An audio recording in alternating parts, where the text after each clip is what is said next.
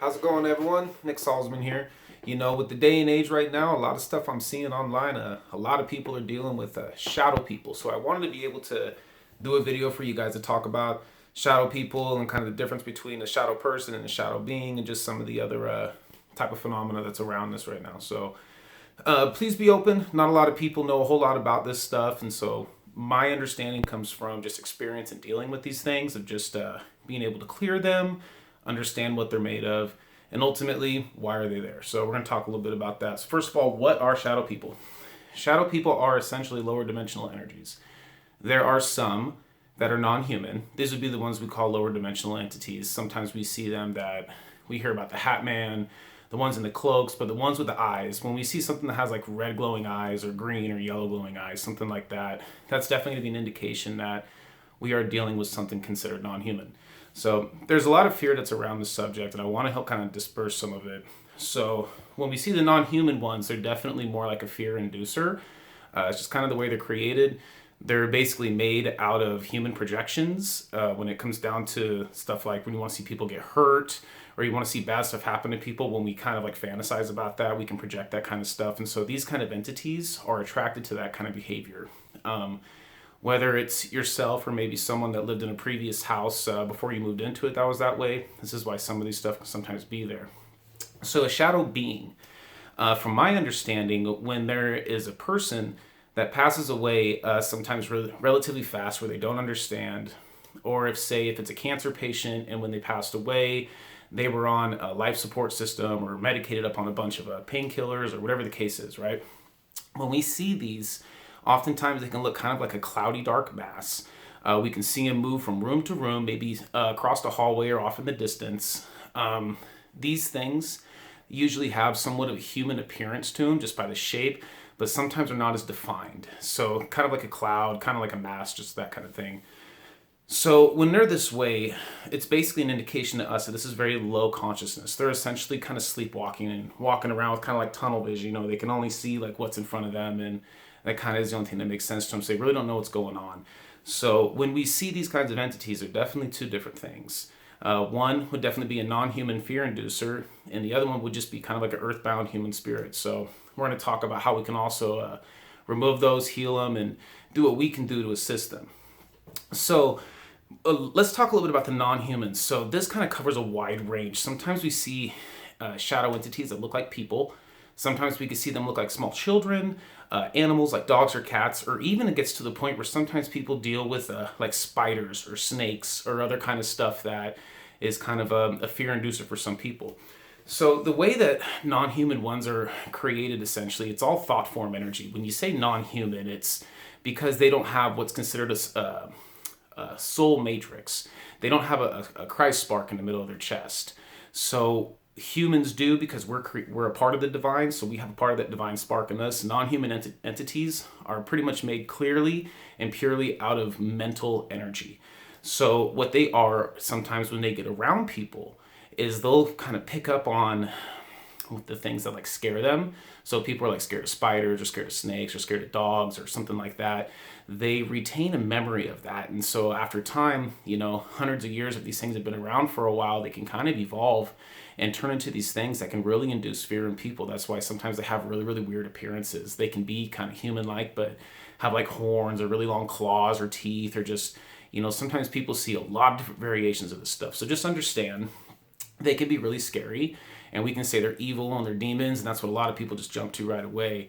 But when we can see it from a perspective of being neutral, then we can assess a situation and have it be more out of love. What I mean by that is, would you call a mosquito evil? A mosquito finds a host. It sucks the blood or the life force off of a host, and it just goes around, and it's a parasite, or it vampires off of people and stuff. And so that's kind of just the way a mosquito is, but I wouldn't necessarily call it evil for doing so, if that makes sense. So keep an open mind, like I said, with this. They can come off really scary, and I know a lot of people have had personal experiences with them, and it can really be something that's terrifying. But just understand that if we're feeling that fear when we're around this stuff, that it's more so the energy that they're feeding off of is that fear, so they want to induce it so they can feed off of it. So if we can learn how to control our fear and understand a little bit more of what we're dealing with, then I think we can start approaching it with love a lot more. So, with humans and non-humans, we talked a second ago about the Christ spark. So, a human energy, we essentially have a soul. That's something that a lot of people would agree with, or at least a lot of different cultures around the world would talk about, is we all have a soul. We all have some part of us that's a spirit that moves on after death. We all talk about that. So in my belief, in my understanding, the part of us that's the divine, the part of us, the Christ spark that's inside of us, would be just like a raindrop being a part of a vast ocean. Okay, that ocean of consciousness, that ocean of unconditional love, God, source, whatever you want to call it. Okay, we have a little piece of that inside of us. And so because of that, we can also help heal earthbound entities by directing our energy towards that Christ spark.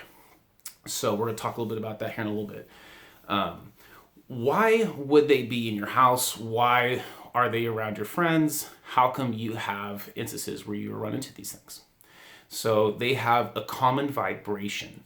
And what I mean by that is there's some sort of it could be an emotional state. Maybe it's like anger or jealousy or depression or, just being kind of manic.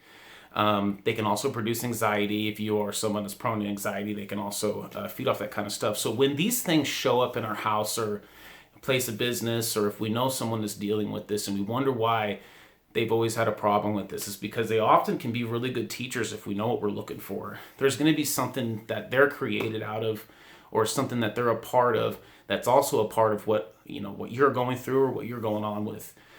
So if there's some sort of anger or hostility that you're holding towards someone, or you don't want to forgive someone for whatever wrong they did for you, you carry that vibration. Okay.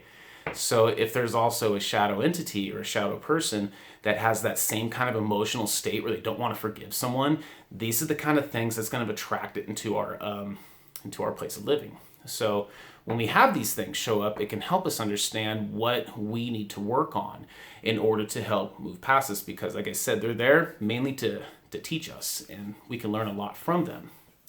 So the common vibration could be a mindset, it could be a belief, it could be an emotion, it could just be a lot of different things which we hold on to that attracts this kind of stuff. So when we know we have these kind of things in the house, one of the common things people talk about is saging. And I'm a big fan of saging the house, but with this kind of stuff, we're going to need to do a little bit more with it. One of the things I really wouldn't like, when I was a kid, I saw a little bit of this stuff and it really terrified me. And so I knew that there was something else going on. And so if I was to just sage my house and say, get out of here, light of God, enter my house, and push all this stuff out, it could do one of two things. It could stay out temporarily and come back, or it can go find somebody else. And personally, some of the stuff I would not want to wish on anybody, nor have it go down the street and deal with a little kid or an elderly person or someone that's just alone. Or, we want to learn to help heal these things and get them on their way, because we don't want them to linger around. So when we just sage them, it would be kind of like taking a hospital patient and wheeling them out to the middle of the highway and then expecting them to heal themselves. So they need our assistance and we can help them. So with non-human entities, we are connected to them by a mental energy. Anything that we have ever created, built, designed, all came from the mind. That mind is connected to an existence of mental energy. It's pretty much like a reservoir, I guess you could say. We tap into it. It resides outside of time and space. It's different, but we all pull our mental energy from this. And so these are created out of mental energy. We have a part of us that is mental body. When it comes to our aura, you guys see the thing behind me with the chakras and stuff. So some of you guys are familiar with the aura. There is a layer that's called the mental layer. And so this mental energy allows us to be connected to non-human entities. The Christ spark in us allows us to be connected to human entities. This way, we can affect them. Our ectoplasm, when dealing with a human entity, our ectoplasm can essentially change the way that their astral body is formed. What I mean by that is when people die, sometimes they die with trauma, or they go through some sort of spiritual decay if they've been outside of reincarnation for a long time. Our ectoplasm can directly affect their perispirit. Can directly affect their astral body and can heal them. Okay, so let's talk a little bit about what we want to use. If you have something where it's in your home, brass pendulums for me work really, really well. They connect great on a mental level for me. And so when I'm inside of my home, I can use a brass pendulum, but you can also use a crystal one. This is a Believer by Patty O'Brien. This is for something that I would recommend if you have one in your home that you're dealing with. You can use a crystal pendulum. For all other matters, though, I definitely recommend you just get a brass one. This is a Karnak. This negative green energy comes off of this. This is very good for clearing up non-human entities and very good for clearing up, any kind of other stuff that's in the home all around. It's a real good one to use. So we're going to work with this today. So let's say if we're going with a non-human shadow person, something with red eyes that we see standing in our doorway at night that is kind of scaring us. So the first thing we want to do is we want to be able to create a field of force, or what's called psychic capture.